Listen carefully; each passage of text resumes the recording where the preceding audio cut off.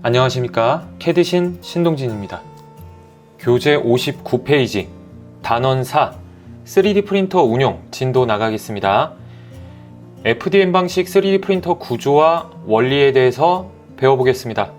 FDM 방식의 3D 프린터는 플라스틱 소재를 적층을 해서 제품을 출력을 합니다.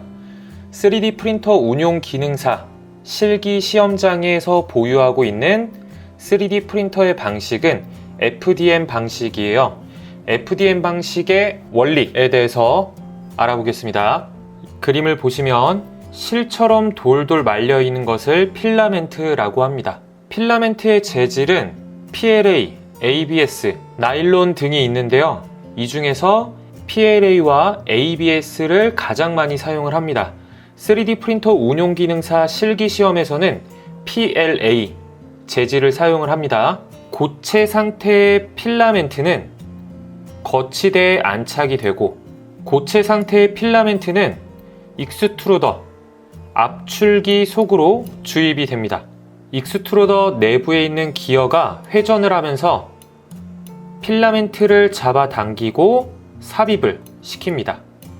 고체 상태의 필라멘트는 약 210도로 달궈진 히팅 블럭에 의해서 액체 상태로 변하게 됩니다.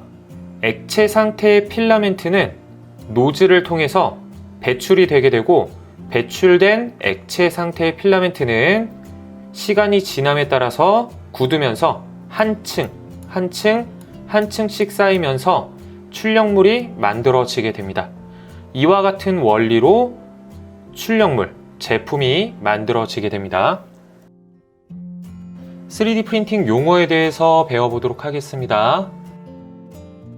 출력물이 부착이 되는 바닥면을 베드 또는 빌드 플레이트라고 합니다.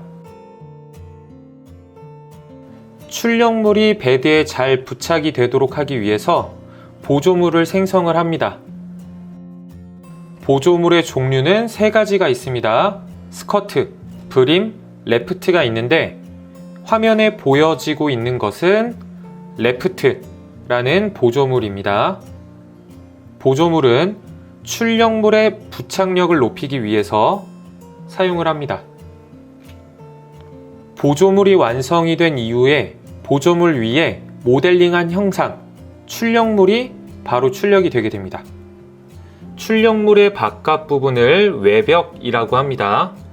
제품을 출력을 할 때에는 내부가 꽉 채워져서 출력이 되지 않고 설정한 밀도 값에 따라서 격자의 형태로 채워지면서 내부가 채워지게 됩니다. 이때 내부 채움의 밀도가 높아지게 되면 내부가 더욱더 촘촘하게 채워지게 됩니다. FDM 방식의 3D 프린터는 한 층 한 층씩 적층을 하면서 제품을 출력을 하게 되는데, 이때 적층이 되는 높이를 레이어 높이라고 합니다. 제품을 출력을 하면서 베드 또는 익스트루더, 압출기가 이동을 하면서 출력을 하게 되는데, 이때 움직이는 속도를 프린팅 속도 또는 출력 속도라고 합니다. 한 층 한 층씩 적층을 하면서 제품을 출력을 하는 중에 제품이 흘러내리거나 처짐이 발생하지 않도록 지지를 해주는 것을 서포트라고 합니다. 제품 출력 프로세스에 대해서 알아보겠습니다. 3D 프린터로 제품을 출력하는 순서는 다음과 같습니다. 3D 모델링 프로그램으로 형상을 모델링을 합니다. 이때 모델링을 하는 프로그램은 솔리드웍스, 인벤터, 블렌더, 스케치업, 마야 등과 같은 3D 모델링 소프트웨어를 사용을 합니다. 이러한 3D 모델링 프로그램을 이용을 해서 직접 모델링을 하는 방법도 있고요. 또는 3D 스캐너를 이용을 해서 스캔 데이터를 얻는 방법도 있습니다. 그리고 신기버스 같은 사이트에서 모델링 파일을 다운받아서 사용하는 방법도 있습니다. 3D 모델링 파일을 STL 파일로 변환을 하고 슬라이서 프로그램으로 STL 파일을 엽니다. 슬라이서 프로그램에서 3D 프린팅 설정을 한 이후에 G코드 파일을 저장을 합니다. G코드 파일을 3D 프린터에 삽입을 하고 제품을 출력을 합니다.